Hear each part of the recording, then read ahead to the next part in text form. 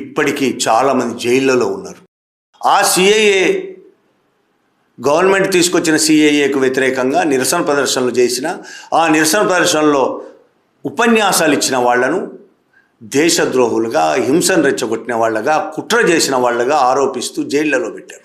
ఆ విధంగా ఇప్పటికీ జైళ్లలో ఉన్నవాళ్ళు ఉమర్ ఖలీద్, షర్జిల్ ఇమాం, అథర్ ఖాన్, సలీం మాలిక్, తాహిర్ హుస్సేన్, తస్లీం అహ్మద్, ఖాలిద్ సైఫీ దాదాపు 6-7 ఏళ్లుగా, ఇప్పటికి 6 ఏళ్ల పైగా ఇప్పటికీ జైళ్ళలో మగ్గుతున్నారు. బెయిల్ లేదు, విచారణ లేదు, ఇప్పటి వరకు జైలులో మగ్గుతున్నారు. చాలామంది మొత్తం 18 మంది మీద కేసులు పెట్టారు. 18 మందిలో కొందరు బెయిల్ మీద విడుదలయ్యారు. జనవరి 26లో గుల్ఫిషా ఫాతిమా, మిరాన్ హైదర్, ఫిషావుర్ రెహమాన్, మొహమ్మద్ సలీం ఖాన్, షదాబ్ అహ్మద్లకు సుప్రీంకోర్టు బెయిల్ మంజూరు చేసింది.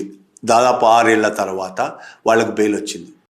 మహిళలు, విద్యార్థులు అందరూ విద్యార్థులే.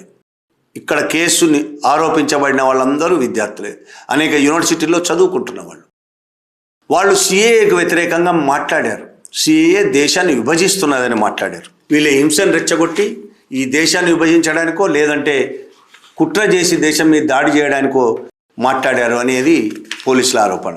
ఉమర్ ఖలీద్ అమరావతిలో ఇచ్చిన స్పీచ్ మీద, అమరావతిలో విప్లవం గురించి మాట్లాడారు. విప్లవం గురించి మాట్లాడని వాళ్ళు ఎవరు భారతదేశంలో? బీజేపీతో సహా ఒక్కొక్కరు ఒక్కో విప్లవం గురించి మాట్లాడతారు.